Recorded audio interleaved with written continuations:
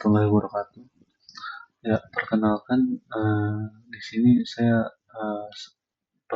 Muhammad Azam dari kelas HES 6C. Di sini saya akan menganalisis kontrak akad pembiayaan murabahah.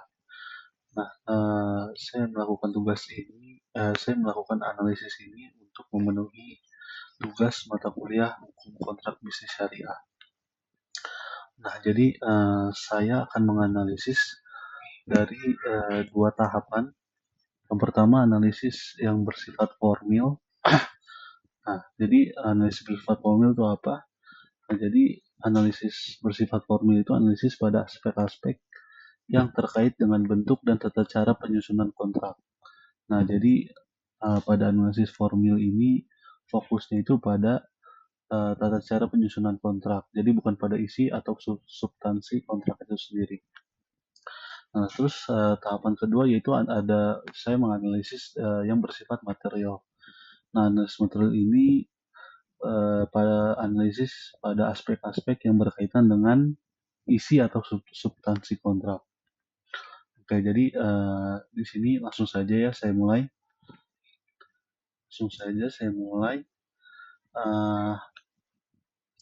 Oke, pertama saya akan menganalisis kontrak dari segi formula dulu. Nah, jadi pada akad pembiayaan murabahah ini dari segi formil dari struktur yang pertama itu dari kepala kontrak. Nah, kepala kontrak pada kontrak murabahah ini yaitu tertulis jelas pada bagian atas dokumen, yaitu judulnya pembiayaan akad pembiayaan murabahah dengan nomor 014 murabahah XYZ-6/2025.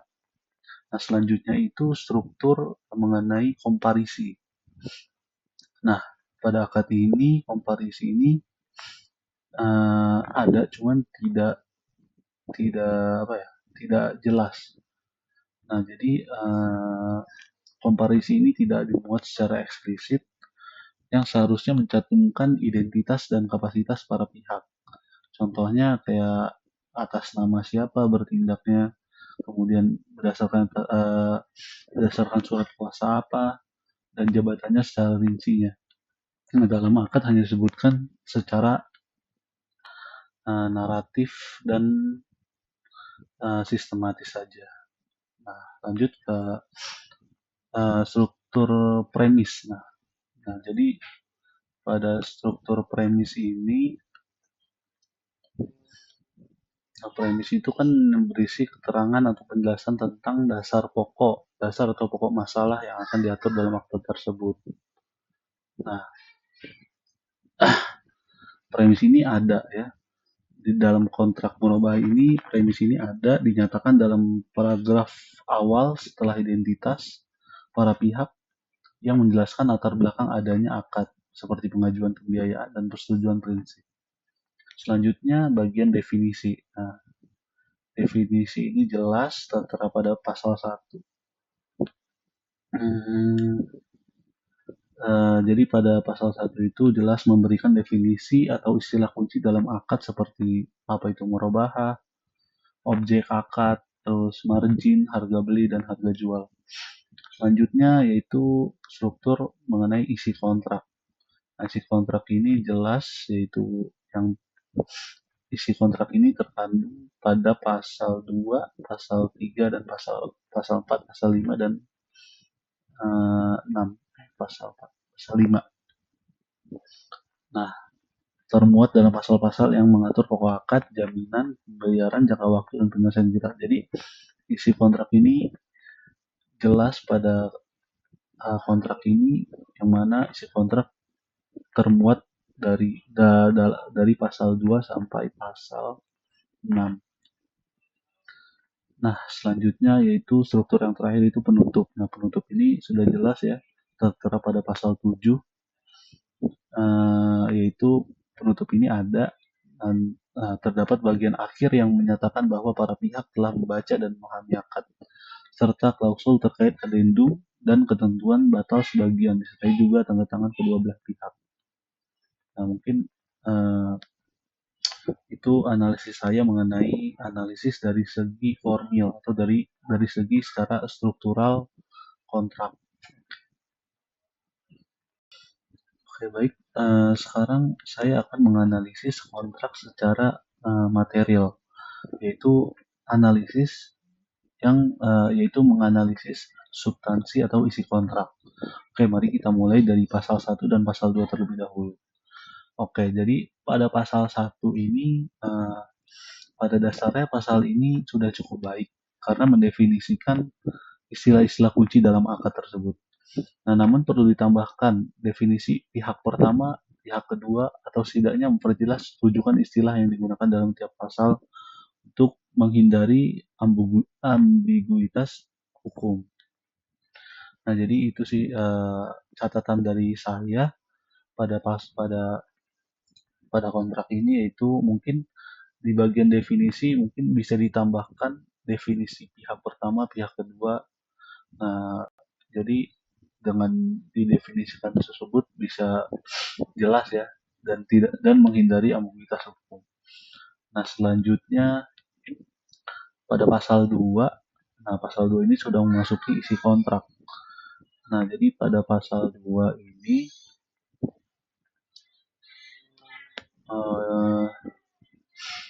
nah, jadi pasal-pasal 2 ini akan merubah sudah sesuai disusun sudah sesuai prinsip jual beli dengan pengungkapan harga beli dan margin sesuai fatwa DSN MUI nomor 4 garing DS nomor 4 tahun 2000. Terus penyerahan barang dilakukan langsung dari pemasok ke nasabah. Nah, ini masih kontroversial karena bisa menimbulkan persoalan kepemilikan dan risiko barang. Nah, idealnya bank mengambil kepemilikan secara hukmi atau fiktif terlebih dahulu, meskipun hanya sebentar, agar tetap sah menurut syariah. Kemudian jangka waktu dan jumlah angsuran dijelaskan, tetapi jadwal angsuran tidak dilampirkan. Nah, hal ini harus diperbaiki karena termasuk informasi penting yang menyangkut kewajiban pembayaran nasabah. Oke, selanjutnya kita lanjut menganalisis pasal ketiga dan pasal keempat. Nah, pada pasal ketiga, pasal ini mungkin sangat singkat dan tidak merinci isi dari pernyataan dan jaminan yang dimaksud. Nah, jadi mungkin perlu diperjelas ya. Mungkin perlu diperjelas apa yang menjadi pernyataan nasabah. Contohnya kayak bahwa misalkan bahwa data yang diberikan itu sudah benar, atau misalkan bahwa objek yang digunakan sesuai tujuan dan lain-lain. Nah, mungkin itu sih masukan dari saya, atau ya mungkin catatan dari saya, mungkin itu dari pasal 3. Terus selanjutnya pasal 4. Kita lanjut ke pasal 4. Nah, jadi pada pasal 4 ini telah mencantumkan bentuk agunan berupa BPKB kendaraan yang sesuai dengan objek akad. Nah, akan tetapi bank juga memiliki hak untuk meminta agunan tambahan. Nah, hal ini sesuai prinsip kehati-hatian, tetapi perlu ditegaskan bahwa penilaian penurunan agunan harus dilakukan secara adil dan objektif agar tidak memberatkan nasabah. Oke, baik. Selanjutnya saya akan menganalisis pasal 6 dan pasal 7. Ya, jadi pada saya akan menganalisis pasal 5 dan pasal 6. Nah, jadi pertama dalam pasal 5. Nah, jadi pada pasal 5 ini sudah memuat mekanisme pemberitahuan dan alamat pihak-pihak. Namun, mungkin perlu diperjelas jika terjadi perubahan alamat dari para pihak. Nah, maka menurut saya wajib diberitahukan secara tertulis. Nah, di dalam pasal 5 juga tidak dijelaskan bagaimana validasi jika terjadi komunikasi sepihak yang tidak tercatat. Mungkin itu saja masukan dari saya mengenai pasal 5 dalam kontrak tersebut. Selanjutnya pada pasal ke-6, nah, jadi pasal 6 ini mengenai penyelesaian sengketa. Nah, dalam pasal 6 menyebut bahwa penyelesaian sengketa dilakukan melalui pengadilan agama. Nah, ini sudah sesuai dengan ketentuan pasal yang tertera pada pasal 55 ayat 1 Undang-Undang Nomor 21 Tahun 2008 tentang Perbankan Syariah. Nah, namun akan lebih lengkap jika mencantumkan pilihan musyawarah terlebih dahulu, kemudian mediasi atau arbitrasi syariah sebelum kita ke pengadilan. Nah, jadi mungkin masukan dari saya itu mungkin di pasal 6 mungkin untuk penyelesaian sengketa mungkin bisa bertahap dulu gitu, mungkin dari musyawarah. Kalau misalkan musyawarah gagal mungkin bisa lanjut ke arbitrase syariah. Kalaupun masih gagal juga mungkin baru langsung ke pengadilan, yaitu pengadilan agama sesuai ketentuan pada pasal 55 ayat 1 UU 21 Undang-Undang Nomor 21 Tahun 2008 tentang perbankan syariah.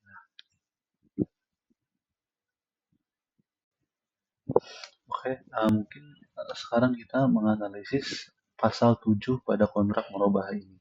Nah, jadi pada pasal 7 ini, pada pasal 7 ayat 2, nah penulisan ayat mengenai adendum sebaiknya juga menyebut bahwa perubahan atau tambahan hanya sah jika disepakati secara tertulis oleh kedua belah pihak. Nah, mungkin itu saja sih masukan dari saya mengenai pasal 7 ini. Dan mungkin itu adalah akhir dari analisis saya mengenai kontrak murabah ini. Perkenalkan, saya Faiha Ramadhania dengan NIM akhir 095 dari kelas HES 6C. Di sini saya akan memaparkan analisis saya terhadap kontrak akad pembiayaan musyarakah.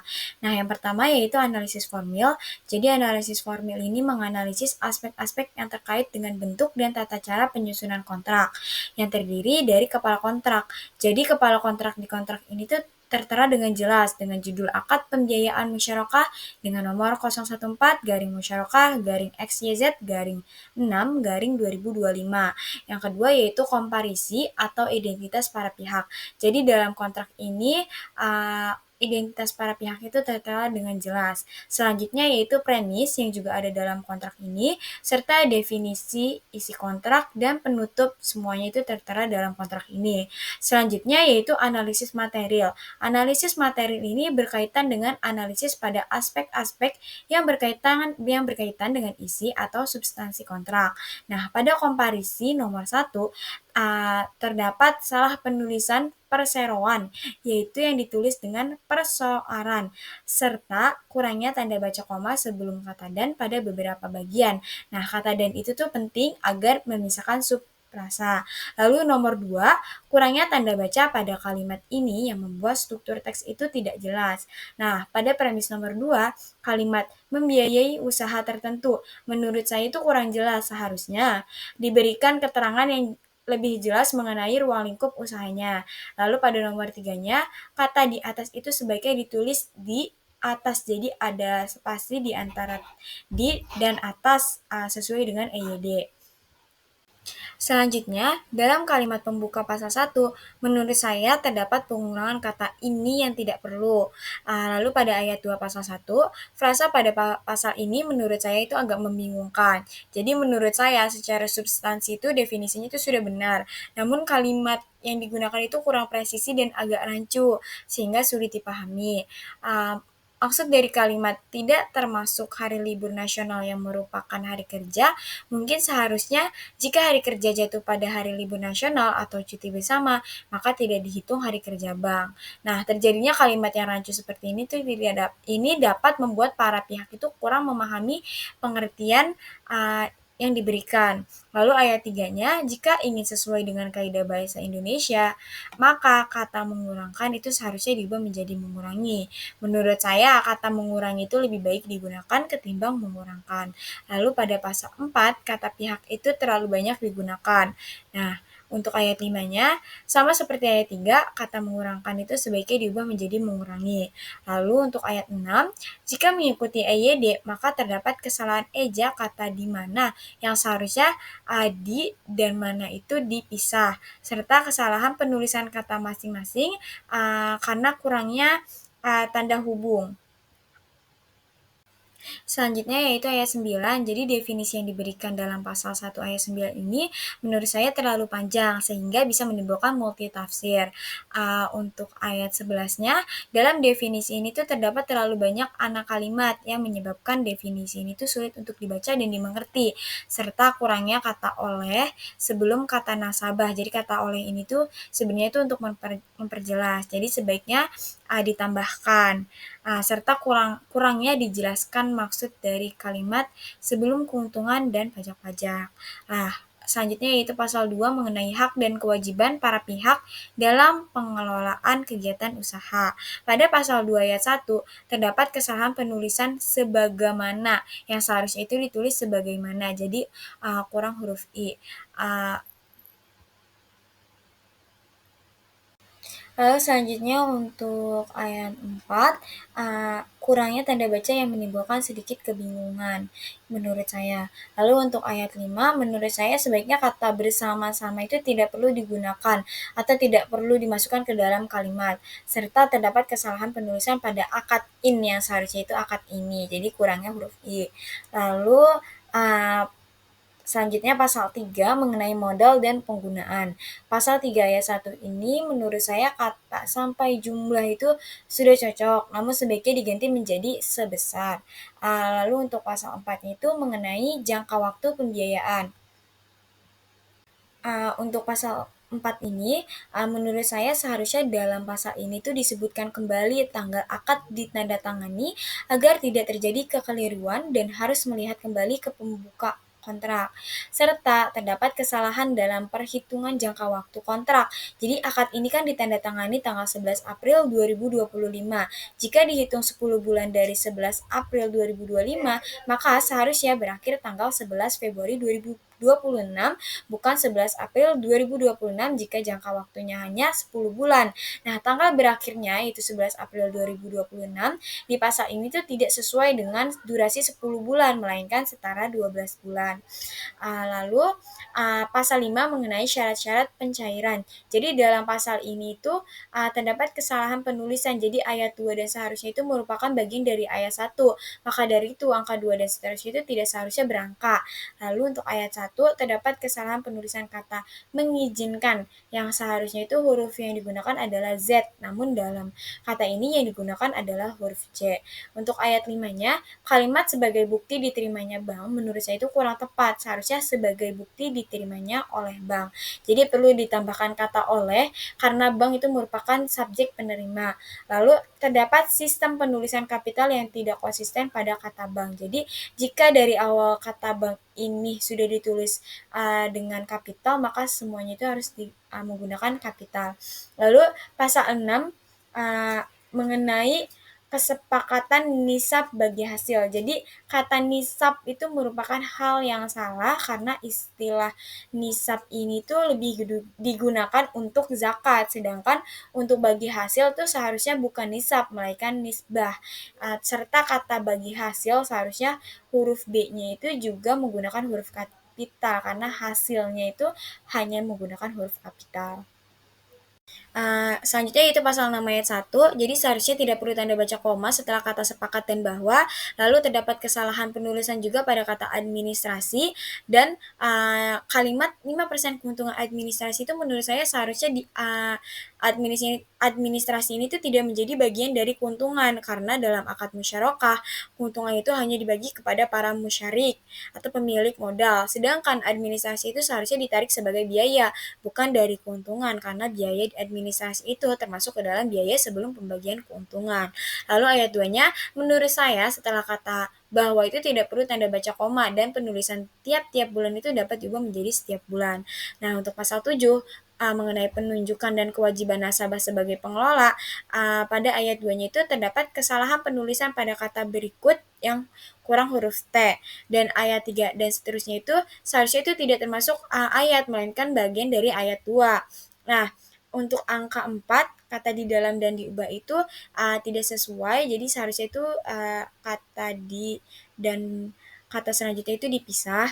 Lalu untuk angka 6 kata tiap-tiap bulan itu juga dapat diubah menjadi setiap bulan agar lebih ringkas dan formal.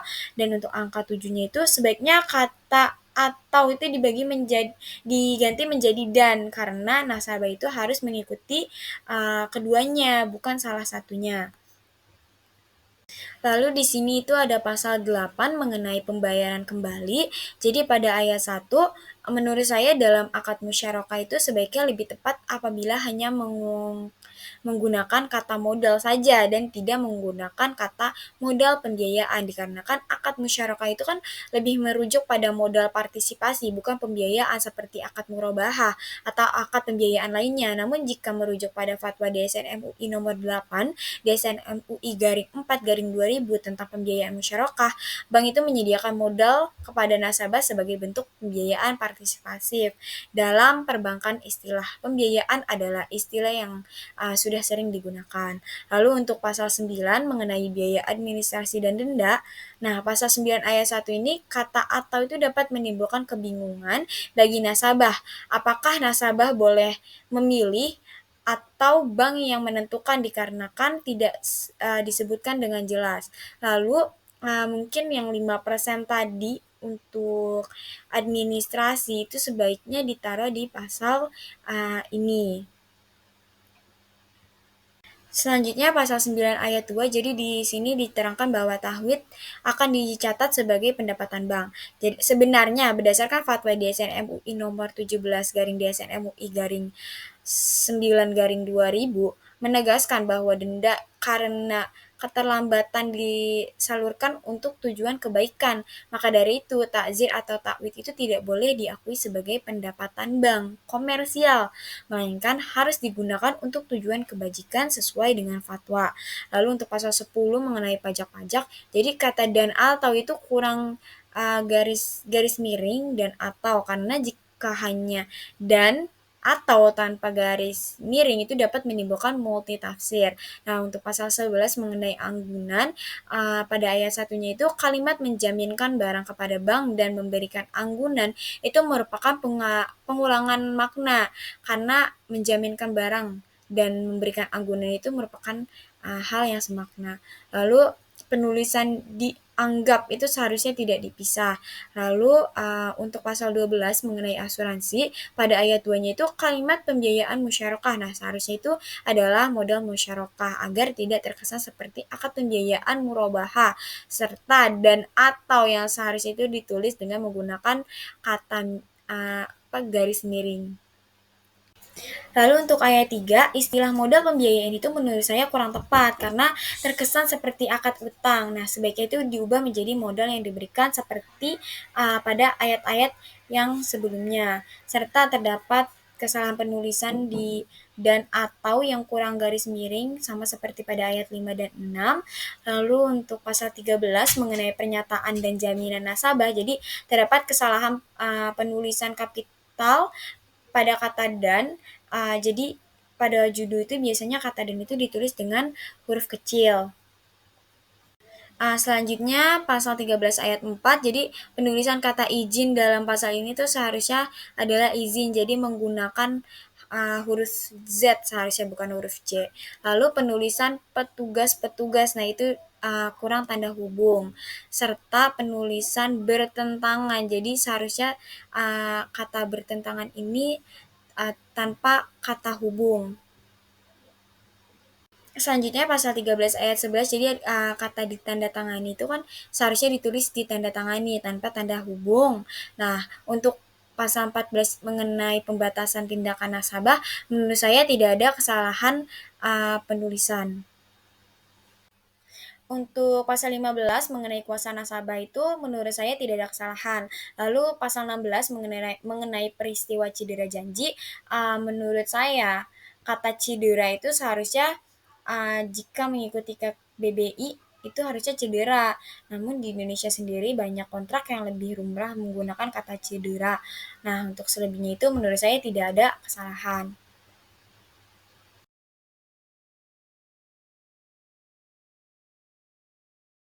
Selanjutnya yaitu pasal 17 mengenai akibat cedera janji. Jadi kata cedera di sini kalau mengikuti KKBBI harusnya adalah cedera. Lalu untuk ayat satunya itu terjadi penulisan kata yang diulang. Kata terjadi. Lalu untuk ayat 13 terdapat kesalahan penulisan di bawah tangan dan di muka umum. Jadi harusnya ini itu dipisah. Nah, untuk pasal 18 di kontrak itu ditulis force major. Jadi kalau yang benar itu harusnya adalah force major. Untuk pasal 18 ayat 1 itu menurut saya seharusnya ayat ini berada pada pasal 1 atau di definisi. Lalu terdapat kesalahan penulisan force major yang seharusnya itu force major dan di luar yang seharusnya itu huruf kata D-nya itu dipisah. Lalu untuk ayat 2-nya itu kesalahan penulisan force major juga. Selanjutnya untuk pasal 19 mengenai pengawasan serta pasal 20 mengenai penyelesaian perselisihan itu menurut saya tidak ada kesalahan. Selanjutnya ada pasal 21 tentang surat menyurat. Jadi terdapat kesalahan penulisan perusahaan yang kelebihan huruf A dan di bawah yang seharusnya itu di bawah antara D dan di bawah dan bawahnya itu dipisah. Selanjutnya mengenai pasal 21 ayat 3, jadi terdapat kesalahan penulisan sebagaimana yang kurang huruf A dan kata di atas yang tidak dipisah antara di dan atas. Lalu selanjutnya untuk pasal 22 dan 23 itu menurut saya tidak ada kesalahan dan sudah benar.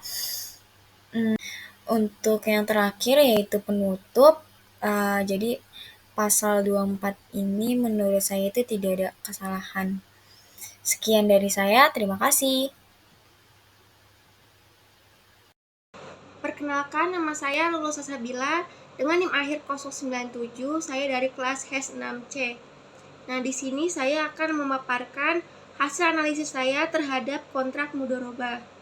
Langsung saja di sini saya akan menyampaikan hasil analisis. Yang pertama ini ada bagian komparisi di halaman 1.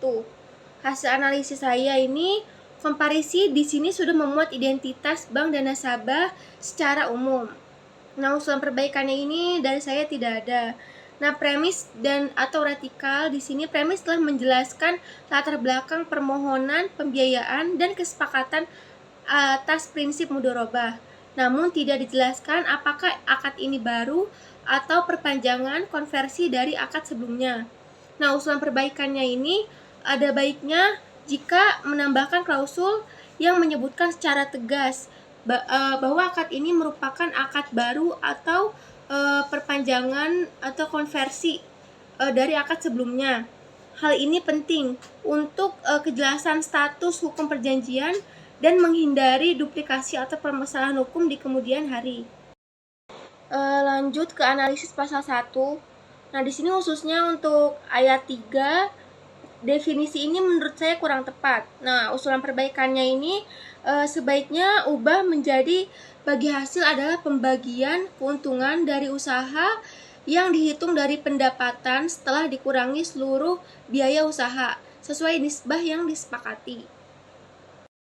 Lalu pasal 2 khususnya untuk ayat 2 ini jangka waktu akad tertera dengan jelas, namun tidak dijelaskan bagaimana perpanjangan atau penarikan modal sebelum atau selesai akad.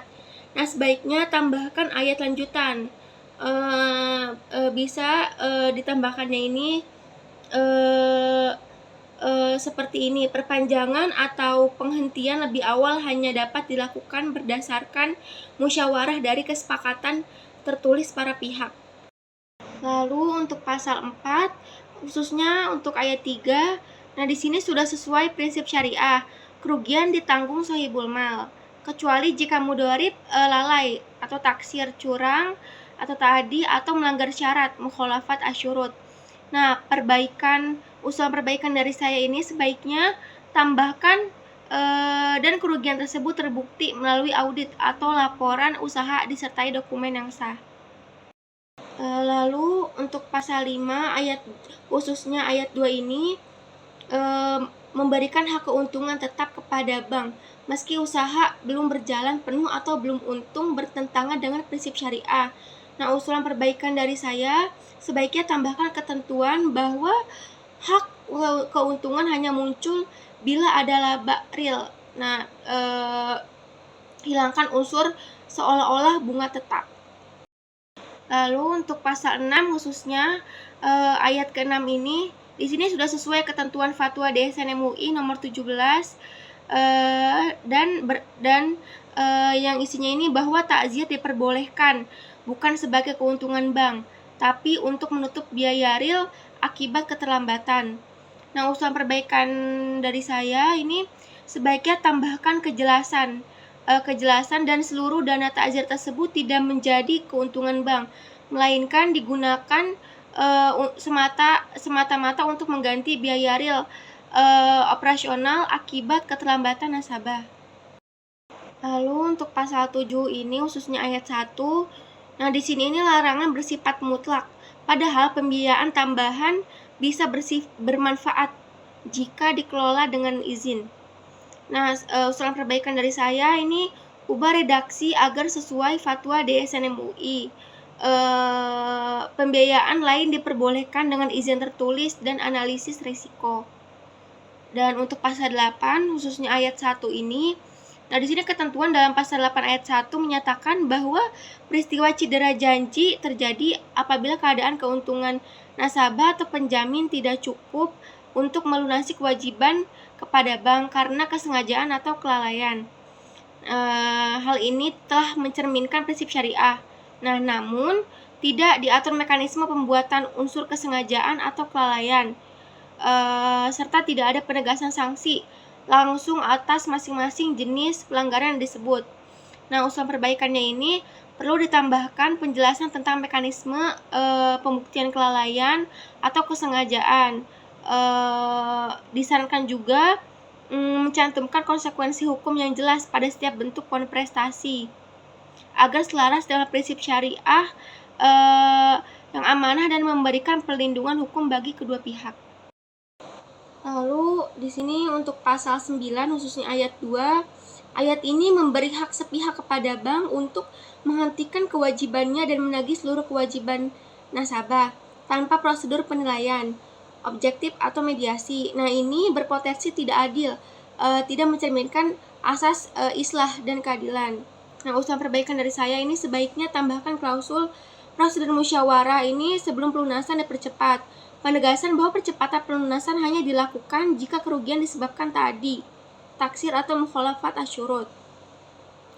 Nah, untuk selanjutnya untuk pasal 10 khususnya ayat 1, di sini sudah menjelaskan tentang kejadian luar biasa seperti bencana alam, kerusuhan, dan lainnya sebagai force majeure. Nah, namun terdapat kekurangan, tidak menyebutkan peristiwa digital cyber seperti gangguan sistem perbankan. Nah, usulan perbaikan dari saya sebaiknya tambahkan peristiwa teknologi sistematik sebagai bagian dari force majeure.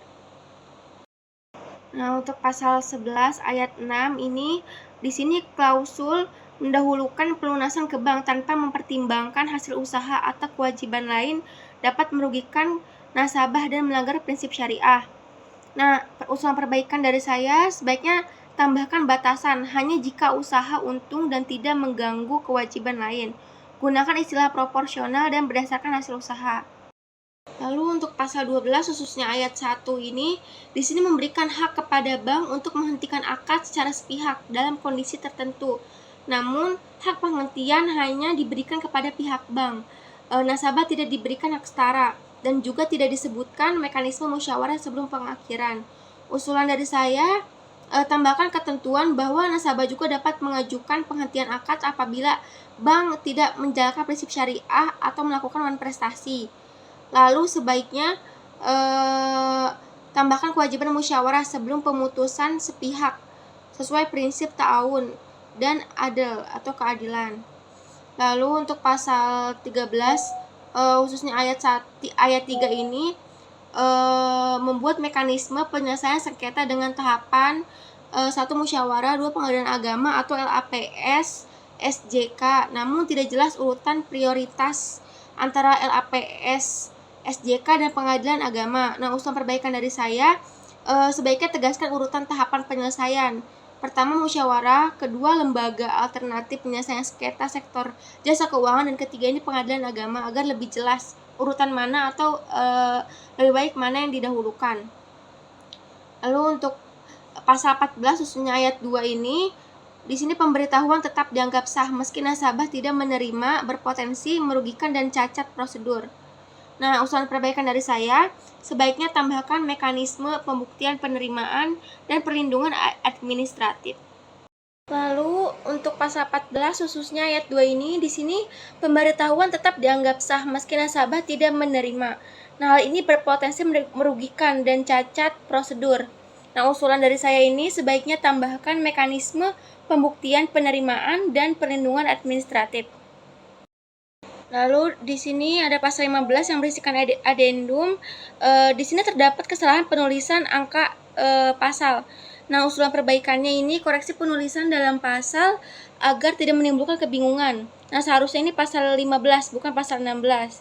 Dan di pasal 16 juga ini terdapat kesalahan duplikasi pasal juga, seharusnya ini pasal 16 bukan pasal 15. Dan di penutup ini seharusnya ini pasal 17 bukan pasal 16. Cukup sekian hasil analisis yang dapat saya sampaikan. Assalamualaikum warahmatullahi wabarakatuh. Perkenalkan, saya Aisyah Sri Devi dengan NIM akhir 091 dari HKBS 6C. Pada kesempatan kali ini, saya akan menganalisis akad pembiayaan salam.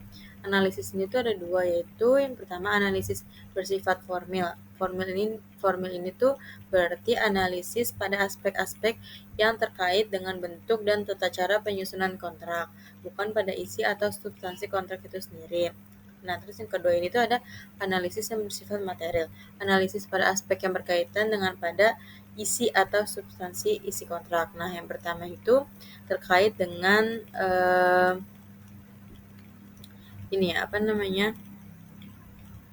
Yang pertama terkait kepala kontrak. Kepala kontrak ini tuh lengkap karena ada judulnya, terus ada nomor aktanya, dan diawali dengan bismillah. Kemudian selanjutnya yaitu komparisi. Komparisi ini tuh perlu adanya perbaikan penyebutan para pihak, kesalahan penulisan notaris, serta mengubah tanggal surat kuasanya. Contohnya tuh kayak misalnya dalam akad ini ditemukan bahwa surat kuasa direksi itu nomor 94-DXC-7-2025 tertanggal 26 Juli 2025, di mana tanggal ini tuh melewati batas karena kontrak aja tuh dibuat pada tanggal 11 Juni 2025. Nah, jadi harus diubah, kayak misalnya kontrak ini dibuat pada tanggal 10 Juni 2025. Nah, terus kemudian ditemukan bahwa pembuatan kontrak ini tuh di Sitaani Notaris di Jakarta. Nah, hal ini tuh membuktikan bahwa menimbulkan sedikit kekeliruan dan perlu perbaikan. Perbaikannya misalnya contohnya kayak dibuat oleh dan di hadapan Sitaani SHMKN Notaris di Jakarta berdasarkan SK Menteri Hukum dan HAM nomor AHU 123 AH 0201 tahun 2020. Kemudian di komparisi juga itu yaitu penyebutan para pihak. Itu ditemukan bahwa terjadi kesalahan penyebutan para pihak. Nah, bank disebut penjual, nasabah disebut pembeli. Harusnya tuh dalam akad salam, bank ini tuh disebut sebagai pembeli karena membayar harga secara penuh untuk membeli suatu barang atau jasa. Sedangkan nasabah ini tuh disebut sebagai penjual karena menyediakan barang yang pembeli butuhkan sesuai spesifikasi yang telah disepakati. Selanjutnya yaitu premis. Premis ini itu penjelasan tentang pokok masalah yang diatur dalam kontrak. Nah, dalam akad pembiayaan salam ini tuh pada poin 5 itu ada sedikit kekeliruan, yaitu pihak penjual telah menyediakan kafling sesuai dengan pesanan pihak pembeli. Dengan demikian, pada prinsipnya kafling adalah milik pihak penjual. Nah, hal ini itu bertentangan dengan prinsip dasar akad salam, yaitu di mana pembayaran tunai terlebih dahulu saat tanda tangan akad baru penyerahan barang kemudian. Nah, hal ini bisa terjadi kekeliruan karena jika objeknya sudah ada, maka akadnya itu bukan lagi menjadi akad salam, tapi akad jual beli biasa kayak gitu. Nah, terus perbaikannya bisa diubah seperti bahwa kaflingnya menjadi objek akad ini belum ada dan pihak penjual itu atau nasabah itu sanggup menyediakan kafling sesuai spesifikasi yang telah disepakati. Nah, kemudian dalam pasal 1 dasar perjanjian akad. Nah, dalam pasal ini tuh lengkap dan tidak ada perubahan sedikit pun. Nah, selanjutnya pasal 2 definisi. Dalam kontrak akad pembelian salam ini, itu definisi itu ada ya, dan sudah jelas, namun perlu ada tambahan definisi istilah-istilah salam yang penting. Contohnya kayak misalnya muslam. Muslam ini itu adalah pembeli dalam akad salam, dalam hal ini adalah bank. Terus muslam ilaih yaitu penjual dalam akad salam. Nah, dalam hal ini adalah nasabah. Kemudian ada muslam fi adalah barang yang dipesan dalam akad salam, dalam hal ini adalah kafling tanah. Kemudian ada rasul mal. Rasul mal ini adalah modal atau harga yang dibayarkan di muka oleh muslam kepada muslam ilaih. Nah, terus yang ketujuh ada ajal, yaitu ajal itu adalah jangka waktu penyerahan barang yang telah disepakati. Kemudian yaitu ada pasal 3. Dalam pasal 3 ini tuh ditemukan bahwa ada kekeliruan tentang tata cara pembayarannya. Nah, dalam pasal 3 ini yaitu tentang cara pembayaran. Ada barang, spesifikasi, jumlah, harga, dan cara pembayaran. Nah, ini tuh lengkap ya, tapi ada ketidaksesuaian nih dengan cara pembayaran angsuran selama 5 bulan. Nah, dalam akad salam itu pembayaran tuh harus dilakukan di muka atau tunai. Nah, hal ini tuh maka perlu perbaikan. Jadi, perbaikannya tuh contohnya kayak misalnya cara pembelian dengan akad salam. Nah, cara pembayaran itu yaitu tunai penuh pada saat penandatanganan akad gitu. Serta jangka waktu penyerahan tanahnya itu tuh maksimal 12 bulan saja setelah penandatanganan akad. Dalam pasal 4 ini yaitu estimasi serah terima. Nah, ini tuh terdapat kekeliruan ya, dan ini harus diperbaiki. Contohnya misalnya dalam poin 1, pihak penjual wajib menyerahkan kafling kepada pihak pembeli selamat-lambatnya 12 bulan sejak penandatanganan akad salam ini. Kemudian penyerahan kafling dilakukan dengan penandatanganan berita acara serah terima yang disaksikan oleh Dewan Pengawas Syariah. Terus serah terima kafling itu harus disertai dengan dokumen legalitas yang lengkap meliputi sertifikat hak milik dan surat pajak bumi dan bangunan. Kemudian, apabila terjadi keterlambatan penyerahan tanpa alasan yang dapat dibenarkan secara syariah, maka pihak penjual wajib membayar takwid kepada pihak pembeli. Nah, pasal 4 tersebut itu harus diubah seperti yang tadi saya telah sebutkan. Nah, terus kemudian dalam pasal 5 yaitu kewajiban pihak penjual itu sudah lengkap karena mengatur tentang bagaimana penjual harus berkewajiban dan penuh tanggung jawab. Dalam pasal 6 yaitu kewajiban pihak pembeli ini juga sudah lengkap. Kemudian pasal 7 tentang denda itu juga sudah cukup lengkap. Apabila terdapat denda, itu dendanya akan disalurkan ke dana sosial dan itu cukup bagus. Pada pasal 8 yaitu hak khiyar dan pembatalan pembelian ini juga sudah cukup bagus, lengkap juga karena mengatur tentang hak konsumen ya atau pembeli dalam melakukan jual beli gitu. Jadi sudah cukup lengkap dan tidak ada revisi. Kemudian dalam pasal 9 yaitu berlakunya perjanjian. Nah, pasal 9 ini juga sudah lengkap, tidak ada revisi. Nah, terus kemudian dalam pasal 10 itu mengatur tentang force majeure ya. Jadi klausul force majeure itu sangat penting dalam kontrak karena memberikan perlindungan hukum bagi para pihak nih. ketika terjadi peristiwa luar biasa di luar kendali yang mengganggu pelaksanaan kewajiban kontrak, sehingga kewajiban tersebut tuh bisa ditunda, dikurangi, atau dibebaskan tanpa dianggap prestasi. Pasal 10 ini kan mengatur tentang force majeure. Tadi kan sudah disebutkan dan dijelaskan ya.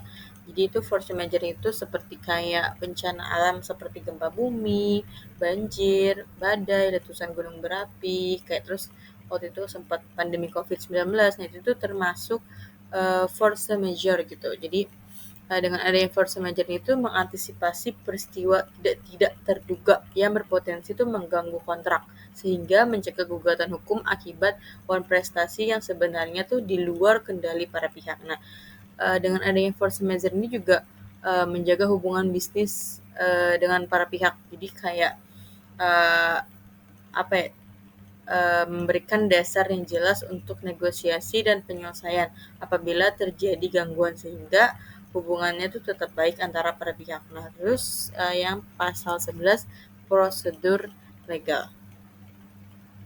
Dalam pasal 11 yaitu prosedur legal. Nah, pada pasal ini tuh terjadi kesalahan penulisan pada pasal 11 ayat 2 poin D.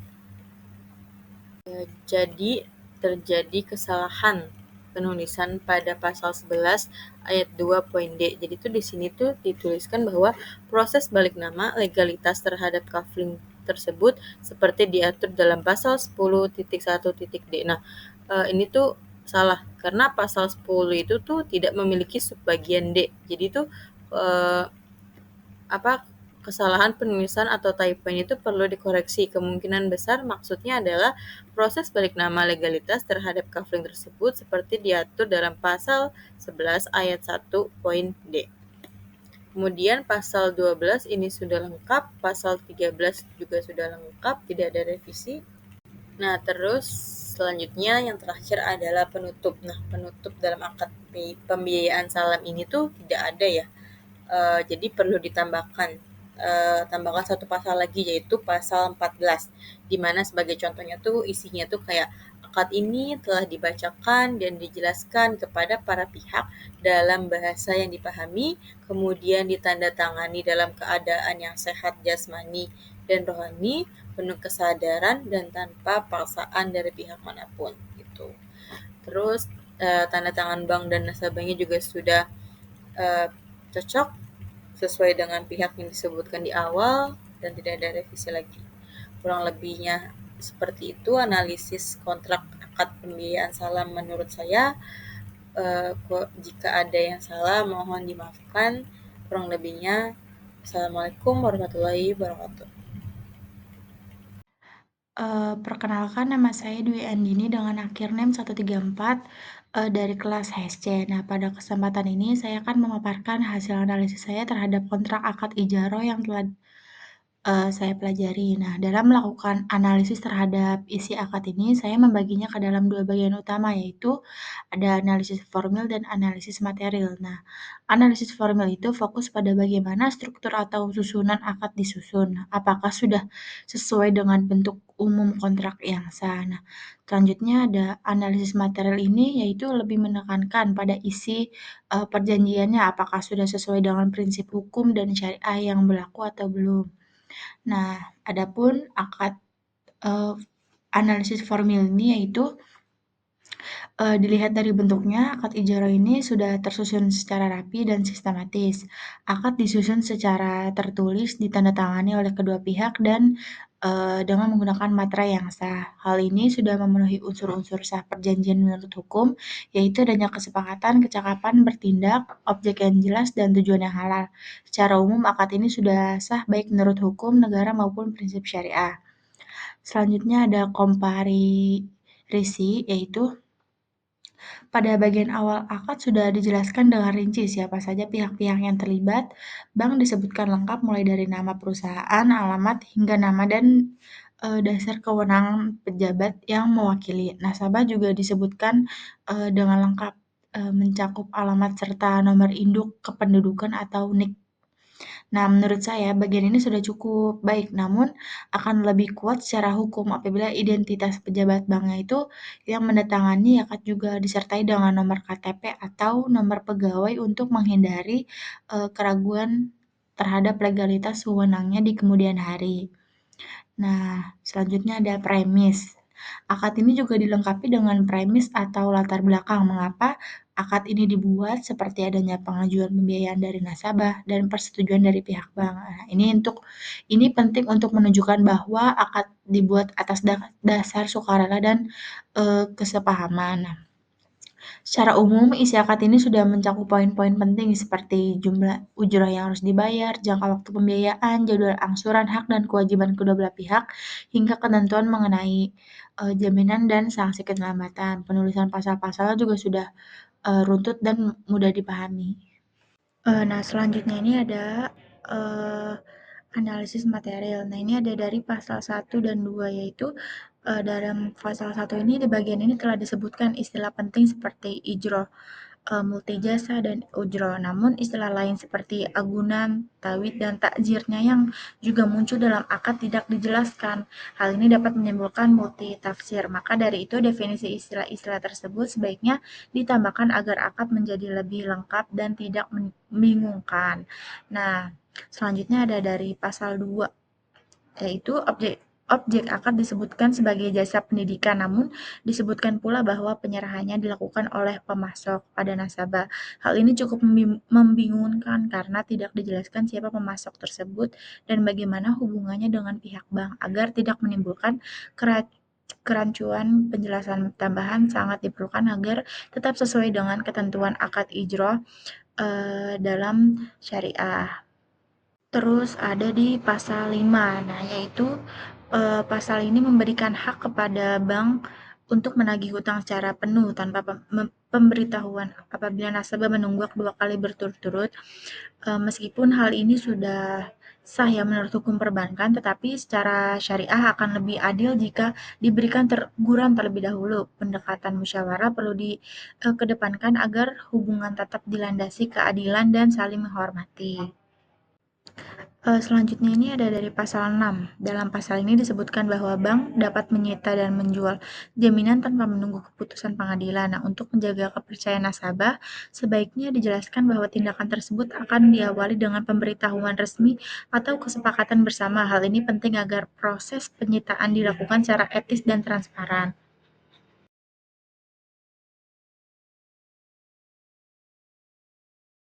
Lalu ada di terakhir dari pasal 9 dan 10 ya.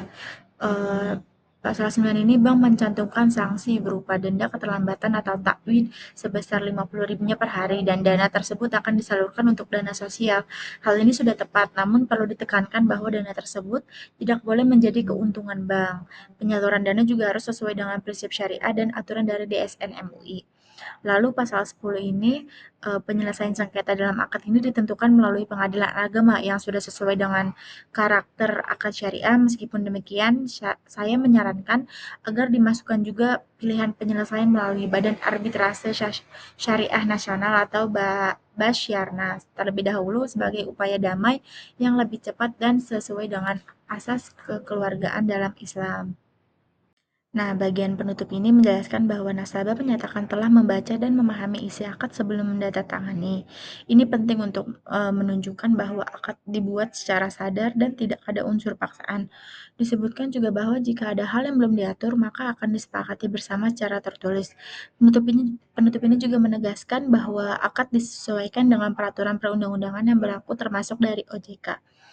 Nah, sekian dari saya, kurang lebihnya mohon maaf. Terima kasih.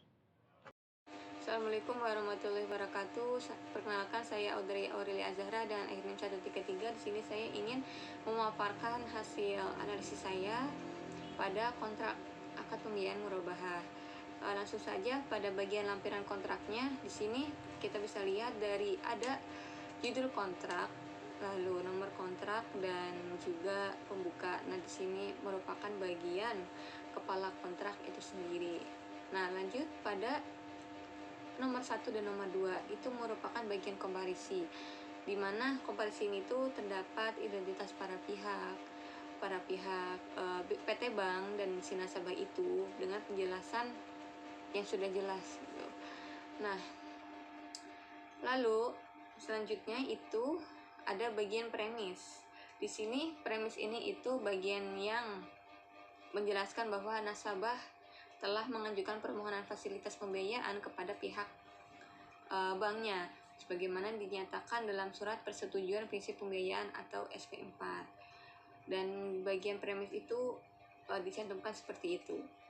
Nah, selanjutnya ada bagian pasal 1 atau definisi. Nah, di sini merupakan bagian struktur kontrak, definisi dari kontrak itu sendiri, di mana kontrak di sini dengan definisinya itu dapat ada murabahah, objek akad, margin keuntungan, lalu harga beli dan harga jual. Selanjutnya bisa kita lihat pada pasal 2 mengenai objek akad. Di sini sudah ada beberapa poin penjelasan pada pasal 2 ini mengenai pokok akad itu sendiri. Bisa kita lihat pada bagian nomor 2 pada angsuran. Nah, di sini angsurannya tidak disebutkan secara jelas dan rinci, namun hanya tercatat bahwa angsuran itu sesuai dengan jadwal yang terlampir, namun tidak ada lampirannya. Nah, dan pada bagian ini bisa dicantumkan juga mengenai biaya konsekuensi keterlambatan. Mengapa? Karena antisipasi suatu saat nasabah ini akan lalai dalam proses pembiayaannya. Ya, selanjutnya itu pada pasal 3 mengenai pernyataan dan jaminan nasabah. Nah, di sini kita lihat bahwa hanya tertera satu paragraf dalam kontrak itu. Nah, tentu saja satu paragraf ini itu tidak bisa langsung memahamkan nasabah dalam pembacaan kontrak itu gitu.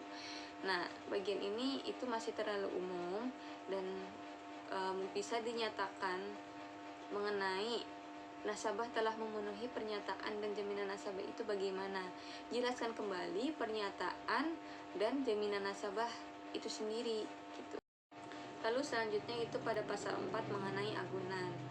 Nah, di sini masih bagian dari isi kontrak itu sendiri. Dan selanjutnya pada pasal 5 komunikasi dan pemberitahuan. Ini juga masih bagian dari isi kontrak itu sendiri. Bisa kita lihat pada bagian tabel yaitu pada untuk bank. Nah, saya rasa dalam tabel ini alamatnya itu tertukar. Kenapa? Karena dengan analisis saya untuk bank ini seharusnya yang dicantumkan adalah alamat nasabah yang ditujukan untuk bank itu gitu. Nah, begitupun sebaliknya untuk nasabah, di bagian tabel untuk nasabah ini dicantumkan alamat bank yang ditujukan untuk nasabah begitu. Nah, kalau memang penempatannya alamat itu seperti itu, mungkin bisa klausul untuk bank dan untuk nasabahnya bisa diganti dengan kata alamat saja, karena itu memudahkan nasabah untuk memahami kontrak itu sendiri. Karena dalam membaca untuk bank dan untuk nasabah ini masih kemungkinan ada timbul ambiguitas dalam kontrak itu. Ya, selanjutnya pada pasal 6 mengenai hukum yang berlaku dan penyelesaian sengketa. Nah, ini ada 2 poin yang tercantum dalam pasal ini. Yang pertama itu memuat bahwa akad ini itu dibuat dan ditafsirkan dan dilaksanakan berdasarkan hukum negara Republik Indonesia. Dan poin kedua itu jika terjadi perselisihan antara kedua belah pihak, maka para pihak itu sepakat untuk menentukan domisili hukum dan mekanisme penyelesaiannya di pengadilan agama. Dan pasal ini masih bagian dari isi kontrak tersebut. Selanjutnya pada pasal 7, dan ini sudah memasuki struktur kontrak yang akhir, yaitu struktur penutup kontrak itu sendiri. Di sini ada 4 poin dengan penjelasan masing-masing poinnya. Namun pada poin 4 yaitu akad ini telah disesuaikan dengan ketentuan peraturan perundang-undangan, termasuk ketentuan dari OJK itu. Nah, di sini perlu dicantumkannya juga mengenai fatwa DSN MUI yang berkaitan karena kontrak ini membahas tentang murabahah, di mana merupakan kontrak syariah dengan mencantumkan peran fatwa yang memperkuatkan akan syariahnya. Mungkin cukup pemaparan saya mengenai analisis kontrak. Jika ada kekurangan, mohon maaf. Wassalamualaikum warahmatullahi wabarakatuh. Assalamualaikum warahmatullahi wabarakatuh. Nama saya Walki Aziz, NIM akhir 124. Di sini saya akan menganalisis akad pembiayaan ijarah. Kelompok saya berasal dari kelompok 6, 6C. Langsung saja, judul akta sudah sesuai, nomor akta sudah sesuai, jam, hari, tanggal, dan bulan di sini kurang lengkap karena belum ada jamnya. Nama lengkap dan tempat kedudukan notaris dalam kontrak tersebut tidak mencantumkan informasi tentang notaris pembuat kontrak. Hanya ada nama notaris dan pendirian PT Bank XYZ Syariah. Keterangannya tidak ada informasi notaris atau kurang sesuai. Badan akta. Oke, nama lengkap, tempat dan tanggal lahir, kewarganegaraan, pekerjaan, jabatan, kedudukan, tempat tinggal para penghadap atau orang yang mereka wakili. Di sini belum lengkap atau tidak sesuai karena PT Bank XYZ Syariah berkedudukan di Jakarta Selatan dan berkantor pusat di Jalan Jenderal Sudirman nomor 123 Jakarta Selatan. Dalam hal ini bertindak melalui kantor cabang Bendungan Hilir dan diwakili oleh Muhammad Andi STI selaku Kepala Cabang PT Bank XYZ Bendungan Hilir berdasarkan surat ketetapan nomor 29 garis miring dirut garis miring XYZ garis miring 3 garis miring 2024 tanggal 5 Maret 2024 dan surat kuasa direksi nomor 94 garing direksi garis XYZ garis miring 8 garis miring 2025 tanggal 26 Agustus 2025 karenanya sah bertindak untuk dan atas nama PT Bank XYZ Syariah sesuai dengan anggaran dasar perseroan yang dimuat dalam akta nomor 4411 tanggal 20 Mei tanggal 2018 yang dibuat oleh dan dihadapi Ahmad Ronaldo, notaris di Jakarta dan telah diumumkan dalam tambahan berita negara RI nomor 004. Untuk selanjutnya disebut Bank Ati Nuryati berkedudukan di Jalan Pangerang Antasari nomor 88 Menteng Jakarta Pusat dengan nomor induk kependudukan 68976234567890101 dalam hal ini bertindak atas nama sendiri untuk selanjutnya disebut nasabah. Langsung saja ke pasal 1 ada definisi.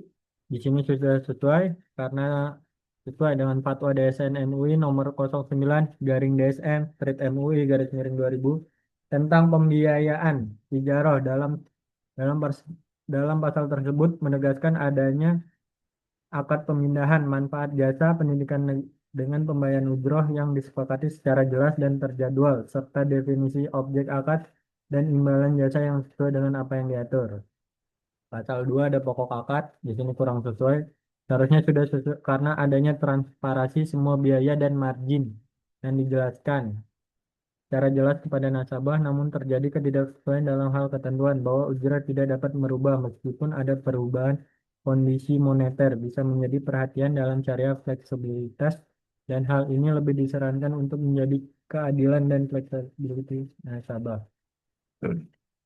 Pasal 3 tidak sesuai, tidak adanya penjelasan terkait prosedur pendebatan dengan cukup jelas kepada nasabah. Hal ini bisa menimbulkan ketidakpastian serta ada resiko bahwa bank dapat melakukan pendebatan tanpa persetujuan yang tepat atau dalam situasi yang tidak diinginkan yang dapat merugikan nasabah.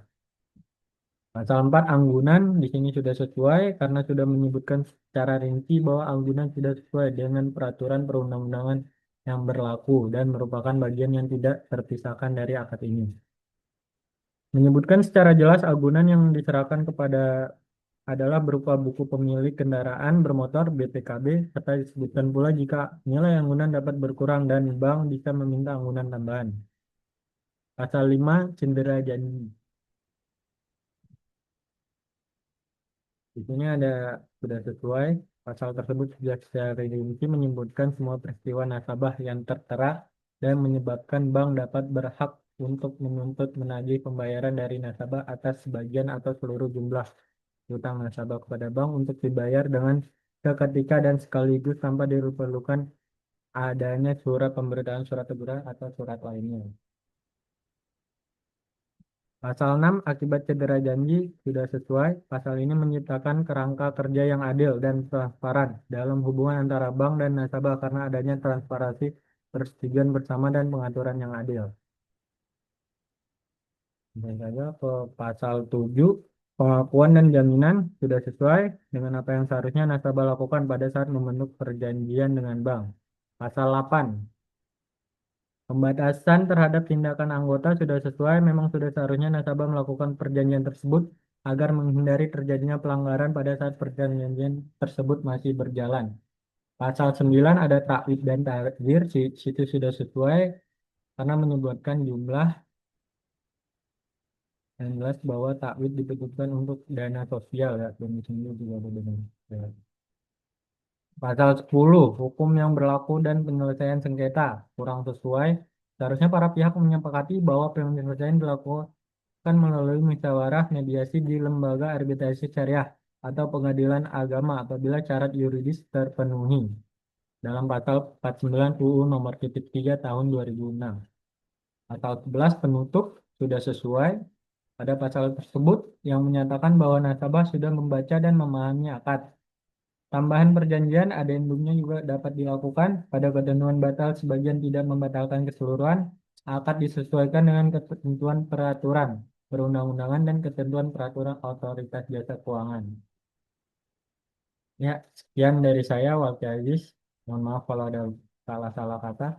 Assalamualaikum warahmatullahi wabarakatuh.